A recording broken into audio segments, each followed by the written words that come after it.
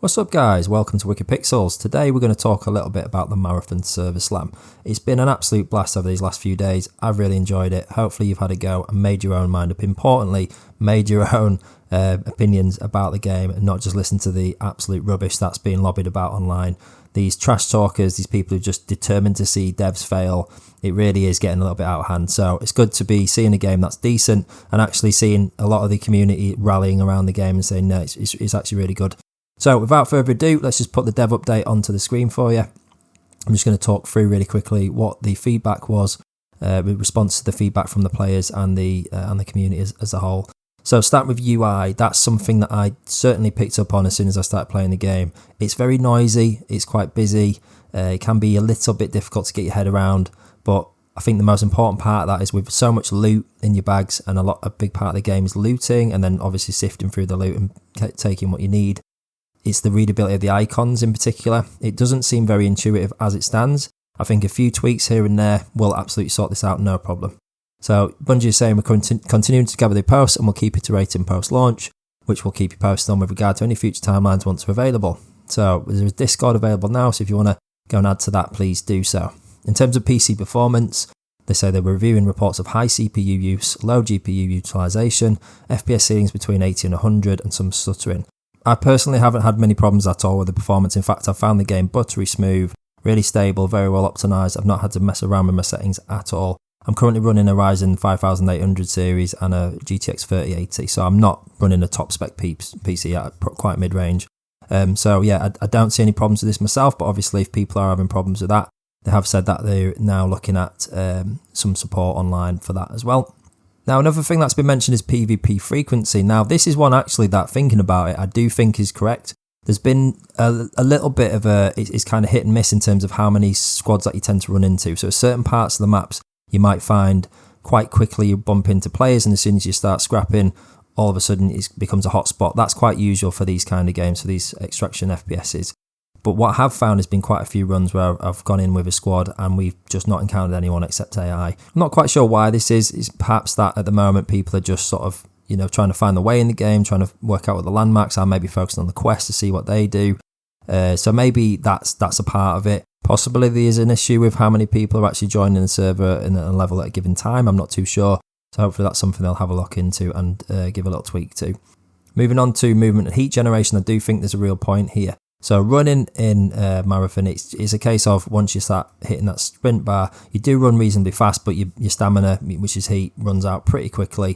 And that's also associated with some of the abilities you use, and sliding as well causes a huge amount of heat to increase. So therefore, you kind of got to pick your moment for when you're going to run or when you're going to slide. I think that's kind of intended to some degree. I think they want it to be a game where you move around reasonably slowly and carefully, and then when it all kicks off, you then start thinking about strategic uses of your heat to move in bursts, maybe just get a quick flank on, get a kill, and then you've kind of got to deal with the fallout of not having the stamina ready. So I think they want the multiplayer battles to be very stop-start, and that's okay because that suits the style of game that it is. But I do think they perhaps need to tweak this a little bit, because moving around the map without running, that's the problem. The times I've been killed most, if I'm being honest with you, is I'm walking across the middle of somewhere while sprinting, and then suddenly I get shot at and I run out of stamina and I'm stuck. So it's like, unless you've got some sort of ability within your character suite to actually get away, you're basically dead, especially if there's a couple of people shooting at you. So yeah, one thing to look out for sure. Next one is meds and ammo economy. So these two items have been a regular feedback item, and we're thankful to see your reports. I do agree with this one as well. I think this is a really good point, but certainly early on in your first few games, you find that ammo is just really hard to come by. So you end up having a lot of fights with the PvE bots, and they don't tend to drop much ammo. So what you then quickly work out is you've got to buy lots and bring quite a few stacks in with you. But if you get stuck in a protracted engagement with either AI or players, you can very quickly burn through your ammo and then be kind of stuck. Again, is that by design? I'm not too sure. I think they want you to find that ammo is certainly a resource that you are going to run out of, but I think you run out of it probably a little bit too quickly. And given the size of your backpack when you first start the game, that taking up half of it with ammo just in case you get into those protracted gunfights just makes it a little bit of a tricky ask in terms of balancing that. So I think they need to look a little bit on in terms of other maybe containers and other ways to access ammo while you're in the map. There are items which are ammo boxes, I don't think people have been using those very much. I've picked up a few. In fact, I've had some in my bag and didn't realise I had one. So maybe that's a thing to think about, is maybe there's more resources in the vault and the menu before you launch in, where you're going to have to think a little bit about how do I keep myself stocked up as I'm going through. In terms of meds though, I do find quite a few of those. I'm not sure if that's a bigger issue. You certainly do find a lot of ones that have been used that sort of give you a small boost. And often you get into this habit of using items out of bags when you're looting as well. So that's probably something that maybe feels a little bit more balanced, but again, a little bit of a tweak here and there would be good. And finally, we've got Weasel error codes. This is something that I can't comment on, unfortunately. I've not experienced any myself, but often with new games launching, especially during like beta tests and stress tests and things like that, you tend to find that some people's hardware configurations don't quite gel with the netcode or something like that on the game. So there's probably an issue there that some people are experiencing, and hopefully they'll sort that one out. So that's all from the Marathon Dev Update. They do seem like they're listening to player feedback. I think this is going to be very important right now, especially given the contrasting nature of the feedback online and the reviews and things like that are coming out.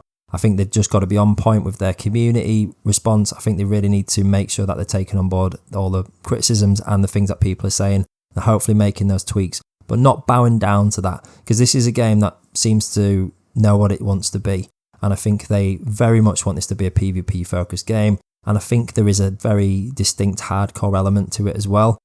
Hardcore but accessible is what I'm getting. So it's not Tarkov where you're going to need to sweat, a week to get a full set of gear and then maybe lose it and smash your computer afterwards. I think this is more a case of like drop in, drop out, but there is always going to be those high stakes in terms of the gunfights. I think they're intended to be short and sharp with some tactical movement and not just blitzing around like it's a boom and shoot from 1990. And I think that works. It works for the speed of the game, it works for the style of shooting, it works for the length of time that you have to wait for your abilities to come round. So you have to really think carefully before you press those buttons, and I think that's the kind of game they want it to be. I've had a great time with this one, hopefully you have too. Please let us know how you found it in the comments below, and if you are planning on pre-ordering or jumping in on the 5th, then I will see you there guys. Stay tuned for more on the way.